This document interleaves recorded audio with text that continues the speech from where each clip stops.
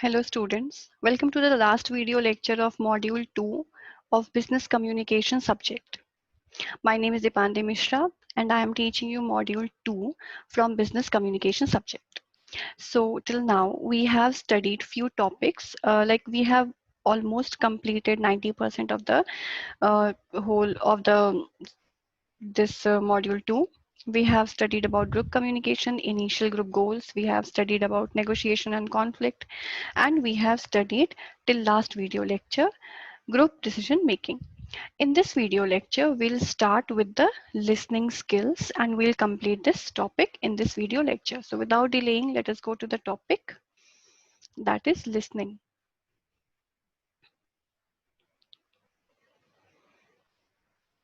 Listening is considering what someone says and accepting their advice. Listening plays a crucial role when it comes to oral communication. Speaking and listening go hand in hand. So यहाँ पे हमने ये देखा कि listening जो है वो जब कोई कुछ कहता है उसकी बात को सुनना और उसको एक्सेप्ट करना उसकी एडवाइस को, ये सभी लिसनिंग का पार्ट होता है.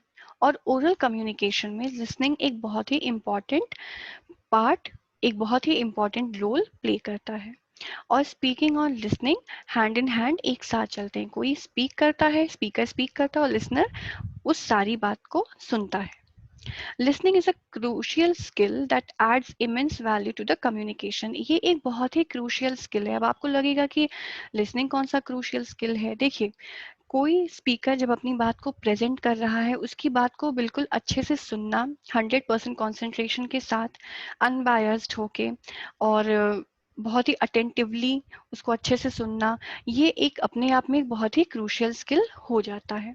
तो listening can be of many types depending on the purpose, context and characteristics of the speaker and listener. तो जो स्पीकर और लिसनर के कैरेक्टरिस्टिक्स हैं उन पे डिपेंड होता है लिसनिंग, और इस वजह से बहुत तरह का होता है listening. It can be internal और एक्सटर्नल एक्टिविटी. इंटरनल एक्टिविटी हो सकती है, ये हो सकता है कि आप बातों को सुन रहे हो, अंदर ही अंदर उसको समझ रहे हो और उसके हिसाब से आप अंदर ही अंदर कुछ कोई अपने मन में ही आप डिसीजन ले रहे हो या उस चीज को ऑब्जर्व कर रहे हो. जबकि एक्सटर्नल एक्टिविटी में आप रिस्पॉन्ड करते रहते हो प्रॉपरली टाइम टू टाइम और आप मतलब अपने पॉइंट ऑफ व्यू को भी रखते जाते हो. तो ये इंटरनल एक्टिविटी भी हो सकती है और ये एक्सटर्नल एक्टिविटी भी हो सकती है. प्रोसेस क्या होता है लिसनिंग का. देखिए, सबसे पहले ये होता है, सबसे पहला जो स्टेप होता है लिसनिंग का वो होता है undivided attention. Listening requires a certain frame of mind. The process of listening is rooted in attentively hearing the message. No intensive thoughts, no distraction and no idea should be admitted at time of listening. So basically the first thing that you have to do in the process of listening is to give the speaker your undivided attention. You have to listen to the speaker very attentively with full concentration, with 100% concentration, so that you ought not to miss any point that the speaker is telling you. The second step is hearing. Like, first you have given him or her, the speaker, full attention. The second process is hearing. Hearing distant sound and receiving fine modulation in tone, sound of words and spoken rhythm of speech contributes to the attentiveness of the listener. तो यहाँ पे हम ये देखते हैं कि आपको as a listener दूसरा जो काम करना होता है वो आपको सुनना होता है उसकी बात को. उसका वॉइस मॉड्यूलेशन कैसा, उसका टोन कैसा है, जो वर्ड्स वो बोल रहा है वो कैसा है, ये सारी चीज आपको सुननी पड़ती हैं. क्योंकि जब उसके टोन से, उसके वॉइस मॉड्यूलेशन से, इन सब चीजों से आप समझ पाते हैं कि जो पर्सन है वो किस स्टेट ऑफ माइंड में आपके सामने बातों को कह रहा है. इमोशनल होके कह रहा है या इंटेलेक्चुअल पोजीशन में है, वो किस पोजीशन में आके, किस साइकोलॉजिकल कंडीशन में आके वो आपको बात को कह रहा है. तो आपने सबसे पहले एक अनडिवाइडेड अटेंशन पे किया स्पीकर की तरफ. दूसरा काम आपने ये किया कि उसको सुनना शुरू किया. Third, understanding. Perfect communication is when the full meaning of what is said has been understood. Though words, body movement, through words, body movement, gestures, facial expressions, variation in tone, pitch of voice and eye contact, communication becomes understandable. तो ऐसा नहीं है कि यहाँ पे हमें सिर्फ मतलब वर्बल कम्युनिकेशन पे ही ध्यान देना है, हमें बॉडी जेस्चर्स पे भी ध्यान देना है। उसके थ्रू हम पूरी मीनिंग डिराइव कर पाएंगे, जो कंप्लीट मीनिंग होती है आपके मैसेज की, उसको डिराइव कर पाएंगे हम अपने लिसनिंग प्रोसेस में। हो सकता है कि जब कोई आपको कोई बात बता रहा हो, जब आपको कोई मैसेज वो कन्वे कर रहा हो, तो उसका फेशियल एक्सप्रेशन साफ साफ बता रहा हो कि बात जितनी सीरियस है वो पर्सन उतना सीरियस नहीं है। या हो सकता है वो आपसे आई कांटेक्ट ना कर रहा हो, जिससे ये आप पता लगा सकते हैं कि शायद जो पर्सन है वो आपसे झूठ बोल रहा है। तो आप यहाँ पे अंडरस्टैंड करते हैं मैसेज को, फुल मीनिंग डिराइव करते हैं मैसेज से, उसको समझने की कोशिश करते हैं। Fourth step is interpreting. After hearing and understanding the message has to be properly interpreted. Interpreting the message means when the listener takes use of his and her own knowledge and experience. तो अभी तक आपने बात को सुना, बात को समझा, अब आप इंटरप्रेट करते हो कि जो आपने चीजों को सुना और समझा है वो अपने एक्सपीरियंस और अपने नॉलेज के हिसाब से इंटरप्रेट करते हो कि क्या चीज इसने बोली है, क्या इसने नहीं बोला है, जो इसकी बॉडी लैंग्वेज है वो क्या समझाने की कोशिश कर रही है, और ये सच बोल रहा है कि ये झूठ बोल रहा है, जो भी चीजें हैं आप इसमें समझते हो। Fifth step is evaluating. The evaluation of content is closely related to the listener's own interest in what is being communicated. तो अब evaluate करते हो आप कंटेंट को, और ये जो इंटरेस्ट लिसनर का खुद का इंटरेस्ट होता है उससे बहुत ज़्यादा अफेक्टेड होता है आपका इवेल्युएशन का प्रोसेस। तो आपने सुना चीज़ों को, आपने समझा, आपने इंटरप्रेट किया अपने एक्सपीरियंस के बेसिस पे कि क्या बात आपको बोली जा रही है। अब आप इवेल्युएट करते हो कि अपने इंटरेस्ट के हिसाब से कम्युनिकेटेड चीज़ों को। Empathizing. अब आप a sympathetic listener sees the speaker's point of view. He or she may not agree with the speaker but allows him or her to speak. Listener needs to empathize with speaker. तो यहाँ पे क्या हो रहा है कि एक जो आपका लिसनर होता है उसको सिंपैथी होनी चाहिए स्पीकर के साथ, और उसकी कंडीशन को उसको समझना पड़ता है। वो जो भी बातें कह रहा है उसके, वो कहते हैं ना कि उसके जगह पे खुद को रख के आपको उस बात को समझना पड़ता है। तो एक लिसनर हो सकता है कि अग्री ना करे पूरी तरीके से स्पीकर की बातों से, लेकिन वो उसको फुल अपॉर्चुनिटी देता है, फुल फ्रीडम देता है, एम्फेथाइज करता है उसके साथ, और उससे ये बोलता है कि उसको ऐसा फील कराता है कि उसको जो भी पॉइंट रखना है, जो भी चीजें फ्रीली बोलनी है, वो सारी उन बातों को फ्रीली एक्सप्रेस कर पाए। Okay, and last step in the process of listening is conceptualizing. Conceptualizing occurs when the listener finally understands what has been heard. तो अब conceptualizing का मतलब ये होता है कि जहाँ पे जो लिसनर होता है वो फाइनली समझ जाता है जो वो सुना होता है वो। तो process of listening involve 7 steps: undivided attention, hearing, understanding, interpreting, evaluating, empathising and conceptualising. तो अगर हम एक फ्लो में बात करें लिसनिंग का प्रोसेस क्या होता है, तो लिसनिंग के प्रोसेस में सबसे पहले हम अनडिवाइडेड अटेंशन देकर स्पीकर की सारी बातें सुनते हैं। सबसे पहले तो अटेंशन पे करते हैं वो क्या कहना चाह रहा है, फिर उसकी सारी बातें अच्छे से सुनते हैं, उसको समझते हैं, अपने एक्सपीरियंसेस के हिसाब से, अपने नॉलेज के हिसाब से उसको इंटरप्रेट करते हैं, इवैल्यूएट करते हैं अपने इंटरेस्ट के हिसाब से कि चीज़ें क्या हमें बताई गई हैं सही हैं कि गलत हैं, एम्फथाइज करते हैं स्पीकर के साथ, और फाइनली कंसेप्चुअलाइज करते हैं, मतलब जो बेसिकली हमें कहने की कोशिश की जा रही थी उस चीज को हम समझते हैं। एक सेंट्रल आइडिया जो पूरे कम्युनिकेशन का होता है उसको हम समझते हैं, कंसेप्चुअलाइज करते हैं। तो ये आपका प्रोसेस होता है लिसनिंग का। फिर आपका जो नेक्स्ट है वो है sorry factors that adversely affect listening. तो कौन कौन सी ऐसी चीजें हैं जो आपके लिसनिंग को एडवर्सली अफेक्ट कर रही है, मतलब पॉजिटिव अफेक्ट नहीं दे रही हैं, उस पर वो नेगेटिव अफेक्ट दे रही हैं। क्या क्या फैक्टर्स हैं? Lack of concentration. तो अगर आपने अपना फुल कंसंट्रेशन नहीं दिया है तो आप बातों को अच्छे से नहीं सुन पाओगे, सुन नहीं पाओगे तो समझ भी नहीं पाओगे। Second is hearing faster than speaking. तो मतलब जितने कोई अगर बोल रहा है कोई बात, उसकी बात पूरी भी नहीं हुई है, आप पहले ही सुन लिया, आपने पहले ही समझ लिया। तो जब आप, इससे क्या होता है, सीधे आप कंक्लूजन पे कूद जाते हो, आप पूरी बात नहीं सुन पाते हो। तो जब आप बोलने से पहले सुनने लगते हो तो दिक्कत हो जाती है, तब भी आपका जो लिसनिंग प्रोसेस है वो अफेक्ट हो जाता है adversely, not in a positive manner but negative manner. Third is paying attention to the speaker and not to speech. अब अगर आपने स्पीकर पे ज़्यादा ध्यान दिया कि उसके बॉडी लैंग्वेज पे, या आप उसको बहुत ज़्यादा ऑब्जर्व कर रहे हैं, उसके ड्रेस को बहुत ज़्यादा ऑब्जर्व कर रहे हैं, या उसके पोस्चर को बहुत ज़्यादा ऑब्जर्व कर रहे हैं, तो ऐसे केस में जो स्पीच है, जो बेसिकली मैसेज है, आप उस पर ध्यान नहीं दे पाते हो। तो ऐसे केस में भी आप इफेक्टिव लिसनिंग नहीं कर रहे हो, आप प्रॉपर लिसन नहीं कर रहे हो चीज़ों को। देन लिसनिंग टू क्लोजली, अगर आप बहुत किसी के क्लोज होके भी लिसन करते हो तो भी वो लिसनिंग के प्रोसेस को अफेक्ट करता है एडवर्सली, अच्छा इंप्रेशन नहीं पड़ता है। डिस्ट्रैक्शन ड्यू टू नॉइज, तो अगर मान लीजिए कोई डिस्टर्बेंस है, किसी तरीके की आवाज आ रही है, या आपके फोन में बार बार कॉल आ रही है, या हो सकता है कि साइकोलॉजिकली आप डिस्ट्रैक्टेड हो, आप कुछ और सोच रहे हो, तो इन सब की वजह से भी आपका जो लिसनिंग का प्रोसेस होता है वो एडवर्सली अफेक्ट हो जाता है। फिर अनइक्वल स्टेटस, अनइक्वल स्टेटस का मतलब है कि कोई जिससे आप बात कर रहे हैं उसका स्टेटस बहुत ही अपर लेवल का या बहुत लोअर लेवल का है, तो भी आपका जो लिसनिंग का प्रोसेस होता है वो अफेक्ट हो जाता है।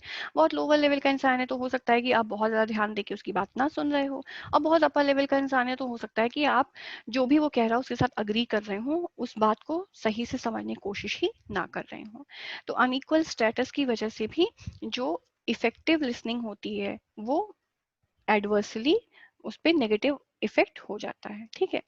Complexes, sorry, the hello effect, the halo effect may, if the speaker is greatly trusted and held in high esteem as an honest person, his or her statement are taken as true. The listener impression is not the intrinsic worth of the message, but the message itself determines the effectiveness of the communication. तो जब वहाँ पे किसी भी listening के process में hello effect आ जाता है, हैलो इफेक्ट का मतलब होता है कि आपने पहले से ही उस पर्सन के बारे में कुछ बहुत ही ज्यादा अच्छा अच्छा सोच लिया है, जिसकी वजह से आप एक कहते हैं ना कि बिल्कुल अनबायस्ड वे में, बिल्कुल रैशनल होके आप डिसीजन को नहीं ले पा रहे हो, आप बिल्कुल अपने इंटेलेक्चुअल, अपनी इंटेलिजेंस को यूज करके डिसीजन नहीं ले पा रहे हो, क्योंकि आपके ऊपर कोई और फीलिंग, कोई और इफेक्ट हावी है। मतलब जैसे मान लीजिए कि अगर जो स्पीकर है वो बहुत ज़्यादा ऑनेस्ट पर्सन है, उसका रिकॉर्ड ऐसा रहा है कि वो एज अ ऑनेस्ट पर्सन बहुत ज़्यादा कंसिडर किया जाता है, सबको बहुत ज़्यादा ट्रस्ट है उस पर, तो सभी सोचते हैं कि अब वो जो बोलेगा वो सही ही बोलेगा, लोग मैसेज पे ध्यान नहीं देते हैं एक्टिव लिसनिंग करके, और कंक्लूजन नहीं डिराइव करते हैं कि क्या सही बोला जा रहा है, क्या गलत बोला जा रहा है, वो सीधे ये सोचते हैं कि हाँ this person is saying about this particular thing, तो जो वो कह रहा होगा वो सही ही कह रहा होगा, तो इसको हम हैलो इफेक्ट कहते हैं। तो जब हैलो इफेक्ट आ जाता है कम्युनिकेशन में, तब भी जो लिसनिंग होती है वो एडवर्सली अफेक्ट हो जाती है। कॉम्प्लेक्सेस मतलब कि अगर आपके अंदर बहुत ही सुपीरियोरिटी कॉम्प्लेक्स है, या आपके अंदर कॉन्फिडेंस लैक कर रहा है, मतलब इन्फीरियोरिटी कॉम्प्लेक्स है, या प्रॉपर इंटरेक्शन आप नहीं कर रहे हो, तो इस तरीके से भी जो आपका लिसनिंग का प्रोसेस है वो एडवर्सली अफेक्ट हो जाता है। A closed mind, मतलब listener who thinks that they know everything about the subject, their mind refuses to receive information from other sources. तो ऐसे लोग जिनका दिमाग बंद है, जो क्लोज्ड माइंड के हैं, जो नए आइडियाज को वेलकम नहीं कर रहे हैं, और उनको लगता है कि उनको सब कुछ आता है, ऐसे केस में उनके पास कोई भी नई इंफॉर्मेशन नहीं आ पाती है, और वो मतलब उनका माइंड क्लोज रहता है, वो एक्टिव लिसनिंग नहीं कर पाते, उनको लगता है अरे मुझे तो सब कुछ पता है, तो मैं अब इनकी बात क्यों सुनूं। ऐसे केस में भी जो लिसनिंग का प्रोसेस होता है वो अफेक्ट हो जाता है एडवर्सली। देन पुअर रिटेंशन, अगर आप किसी चीज को सुन रहे हो, आप उसको रिटेन नहीं कर पा रहे हो, तो भी आपका जो लिसनिंग प्रोसेस है वो एडवर्सली अफेक्ट हो जाता है।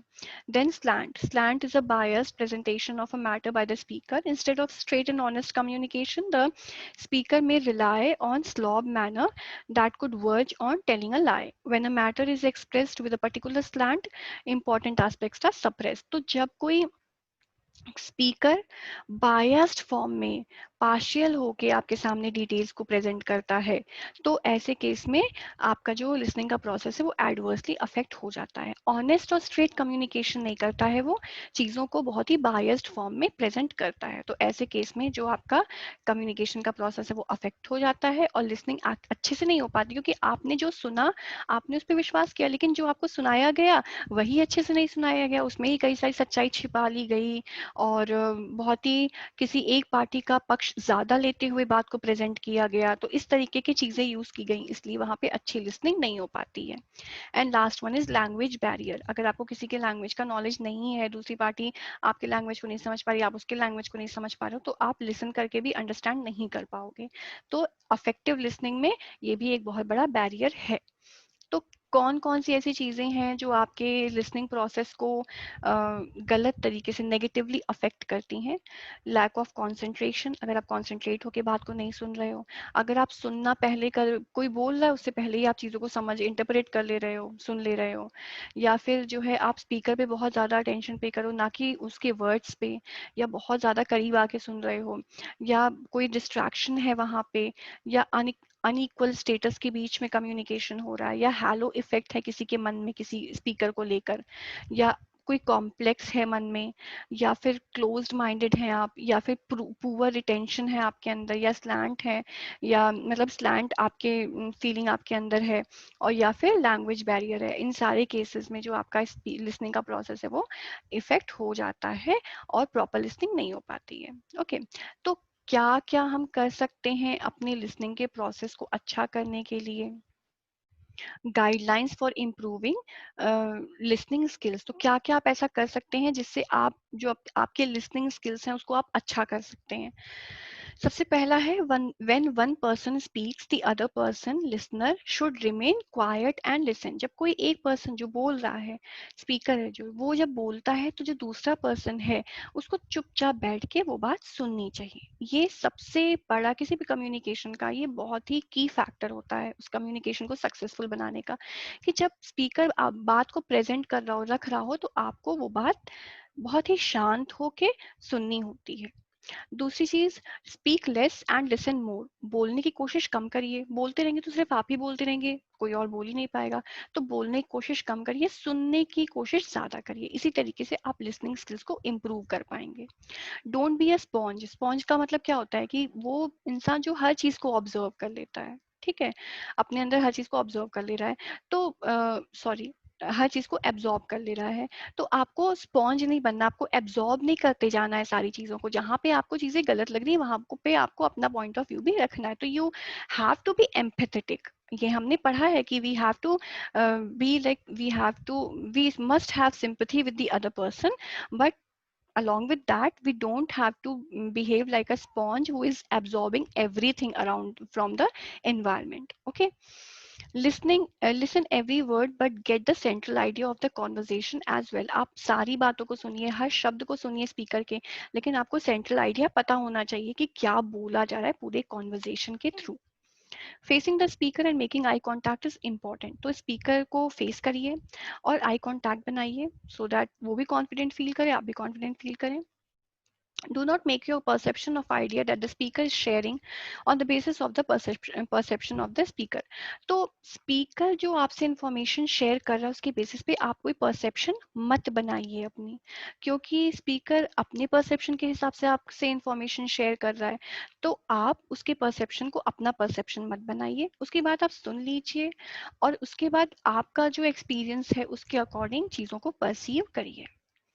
Always try to understand what is not said. तो हर कम्युनिकेशन में कुछ चीजें ऐसी होती हैं जो कहीं नहीं जाती हैं, लेकिन बिल्कुल वो एक्सप्रेस्ड होती हैं ऑटोमेटिकली, आपको उस कंडीशन के थ्रू पता चलता है। जैसे कि मान लीजिए कि मैंने अभी आपको इससे पहले भी एग्जांपल दी थी, मैं फिर से आपको एग्जांपल दे रही हूँ। मान लीजिए कोई स्टूडेंट है जिसने कोई गलती की है, उसको पनिश किया जा रहा हो, वो सॉरी बोल रहा है, वो सॉरी बोल रहा है लेकिन बहुत ही स्माइल कर रहा हो, किसी भी तरीके की कोई गिल्ट फीलिंग नहीं दिख रही है उसके फेस पे।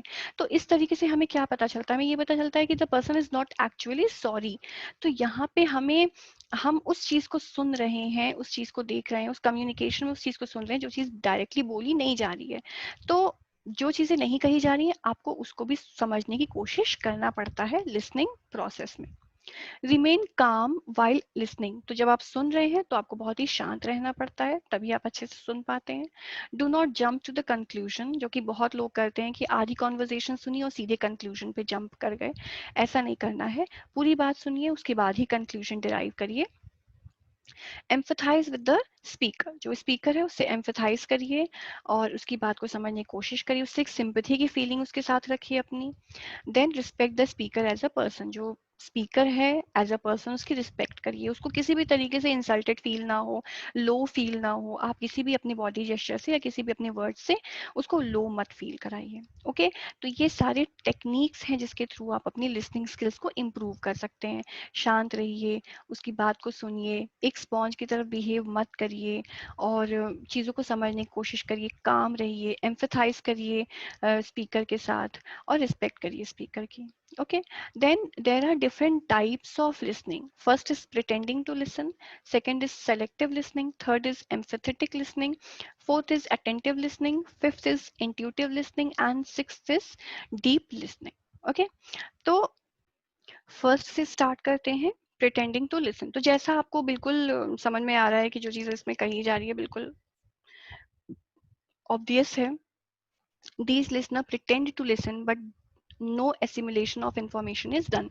तो ये जो listeners होते हैं ये ऐसा दिखाते हैं अपनी body language के थ्रू कि हाँ ये आपकी बात को सुन रहे हैं, बट इन ये किसी भी तरीके के information को assimilate नहीं कर रहे होते हैं। सेकेंड इज सेलेक्टिव लिसनिंग, जहाँ पे अपनी आइडियोलॉजीज के हिसाब से, अपनी सोच के हिसाब से सामने वाले स्पीकर की उसी बात को सुनना जो आपके आइडिया, आपके थॉट को मैच करता हो। वहां पे आप सेलेक्टिव लिसनिंग करते हैं कि सिर्फ उसकी बातों में से कुछ कुछ चीजें आप कंसिडर करें, सारी बात को नहीं सुन रहे हैं। ओके, जो आपके आइडिया, आपके थॉट प्रोसेस से उसकी बातें मैच करनी, बस उसी को आप कंसिडर करें, सारी बात आप नहीं सुन रहे हैं। Third is emphatic listening. Emphatic listening वो लिसनिंग होती है, सबसे best, one of the best way होता है लिसन करने का, जहाँ पे आप लिसनर के साथ एक सिंपैथी की फीलिंग रखते हो और उसकी सारी बात को बहुत ही एम्फेटिकली सुनते हो। फोर्थ इज अटेंटिव लिसनिंग, सबसे अच्छी फॉर्म ऑफ लिसनिंग होती है जिसमें आप अटेंटिवली सारी बात को सुनते हो और जो आपको बताने की कोशिश किया जा रहा है उसका सेंट्रल आइडिया डिराइव कर लेते हो पूरे कम्युनिकेशन प्रोसेस से। Then intuitive listening, it happens more internally than externally. This involves concentrating on the internal voice, silencing the other distractions, cropping up every now and then. तो जब आप अपने मन की आवाज सुनते हैं, इंट्यूशन जब अपने आप सुनते हैं, उसको हम इंट्यूटिव लिसनिंग कहते हैं। तो ये इंटरनली ज़्यादा होती है, एक्सटर्नली कम होती है। इसमें बहुत कॉन्सेंट्रेट करना पड़ता है और जो भी वॉइस है, जो भी बैरियर्स है कम्युनिकेशन का, उसको स्टॉप करना पड़ता है और खुद से ही बात करना पड़ता है, खुद की बात सुननी पड़ती है। इसको हम इंट्यूटिव लिसनिंग कहते हैं। ये बहुत ज़्यादा कॉन्सेंट्रेशन डिमांड करता है।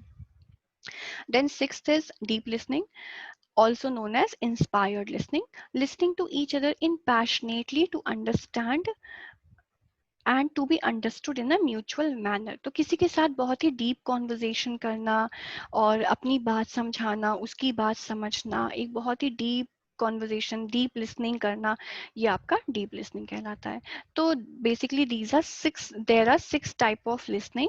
First is pretending to listen, जहाँ पे आप बातों को सुनने की कोशिश करते हैं, आप ये दिखाते हैं कि आप बात को सुन रहे हैं जबकि आप बात को सुन नहीं रहे होते हैं।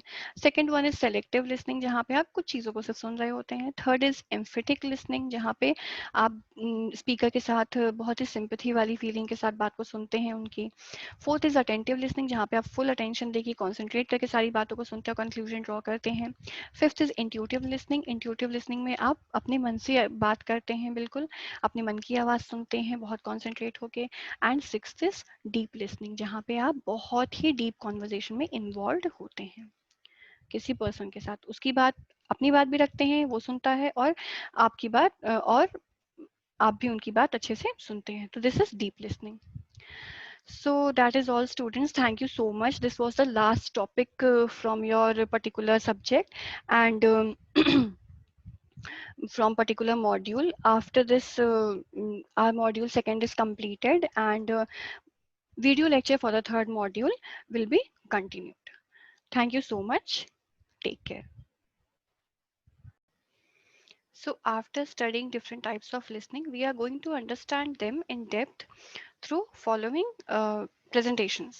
Like see, pretending to listen. This was the first type of listening.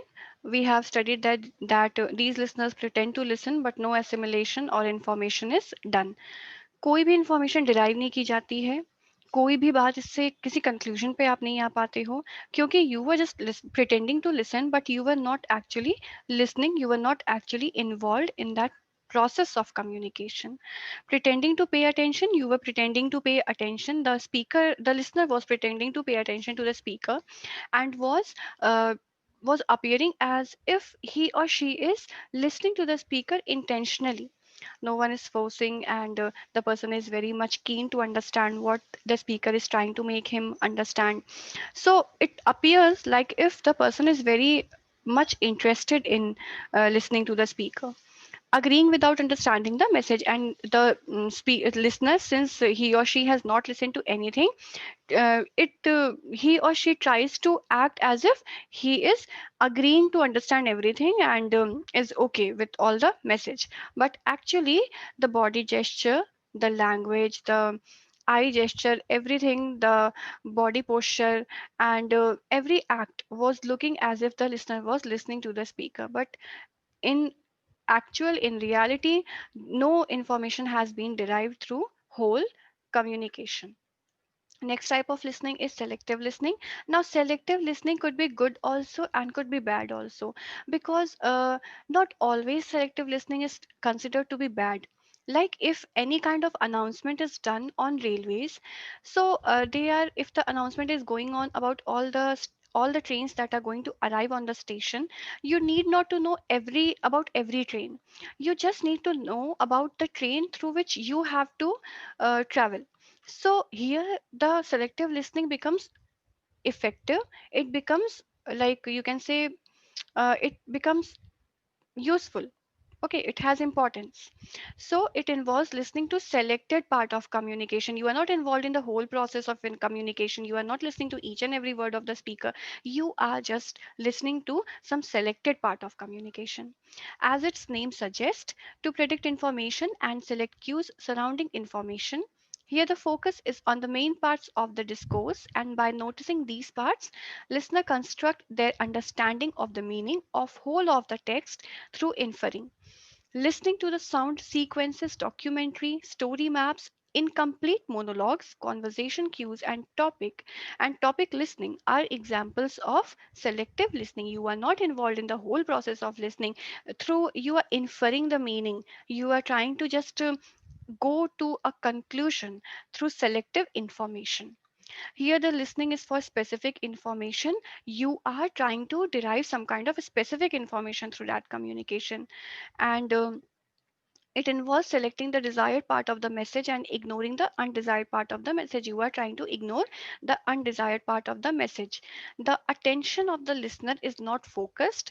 Since the listener is not focused, and the listener becomes focused only when he hears about or he or she hears about that part of that term in which the listener is like interested. And the term, when he or she listens about the term in which he or she is interested in listening about, which he or she is trying to derive the information, only then he becomes active and he is trying to like listen to that communication. The listener lets the mind wander. The listener lets the mind wander and is not very focused towards the speaker. Listening to TV programs, railway and airport announcement are the best example of selective listening.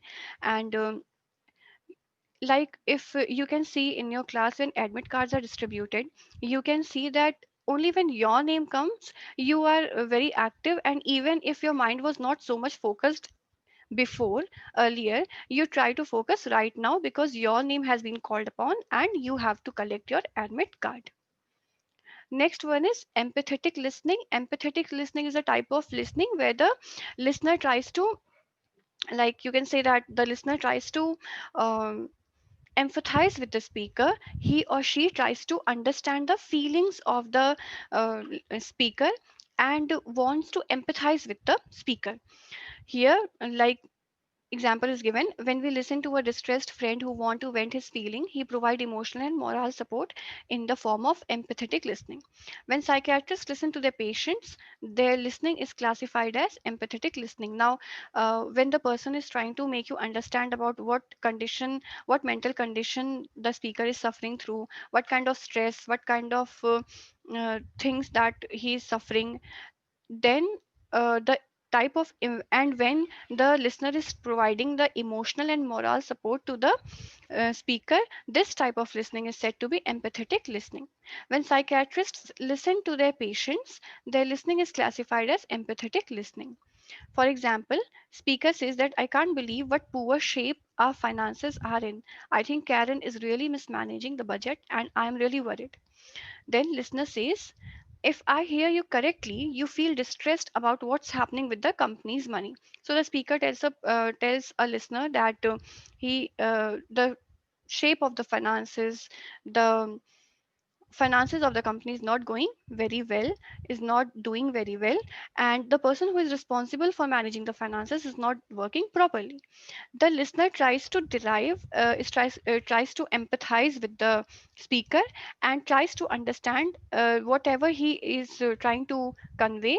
And after understanding the whole conversation, after understanding what speaker is trying to tell him, the listener says that I could sense that you are stressed out about the company's money. So this is all about empathetic listening, where the listener empathizes with the speaker, and not only through conversation but also through body language and everything, he or she tries to understand the feeling of the speaker. Next one is active listening, which is also known as attentive listening. Now attentive listening is a type of listening where you are very much actively involved in the listening process, and here you are very attentively listening to the whole conversation. You ask open-ended questions like, okay, after that what happened and who said what, and what was your response, what was that person's response. So you ask open-ended questions in this communication, in this type of listening. And you also request for clarification if at any point of communication, at any point of conversation, you feel lost, or you have not heard anything properly, or you have not understood the things properly, you can ask for clarification also. You are very attentive throughout the communication, and you are able to summarize the whole conversation. You are able to, you can say that, you can, if it is asked after the communication that what all you have understood, you can explain the whole conversation in 2 to 3 statements. And also you reflect feelings through that communication, and you can ask probing questions also.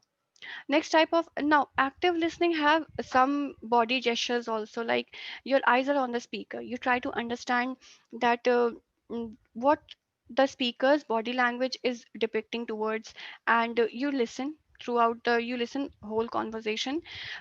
Simultaneously your thinking, your thought process is also on, and क्योंकि आप question पूछ रहे हो, since you are asking questions, active questions, and here we can see that here you ask open ended questions, therefore it is very important for you to understand that what all is going on and your thought process is on. You are able to think, and according to that only you counter question to the speaker. You wait for the speaker to finish, and after that only you ask your question, because this only makes the active listening process complete. Now next one is intuitive listening. Intuitive listening is a type of listening, you can see, like, look at this statement: intuitive listening as being something we do without understanding why. There are a lot of listening types of kinds of listening. So somewhere you try to understand the whole process through active listening. Sometimes you try to understand the every conversation through the body posture, through eye gesture, everything. But in intuitive listening, your intuitions are on, your subconscious mind is working very well, and you get to a conclusion without even understanding why. Like, you are able to understand the whole conversation without uh, you are able to derive the whole conclusion of the communication. And why are you deriving that conclusion? You cannot explain it, because you are using your subconscious mind and you are getting some kinds of vibes. You can see these examples: trusting on vibes of any person without trusting the actual conversation. So you are trusting the vibes of that person, maybe you are not feeling very comfortable, you are not getting good vibes, or this your subconscious mind is very active, and that is why you are getting to some kind of conclusion. Now here you can see another example: choosing any random color pearls for making bracelets. If you are asked to choose any random color for any kind of, like, you can, for making bracelets or for anything else, you choose color according to whatever you feel like, whatever your mood is.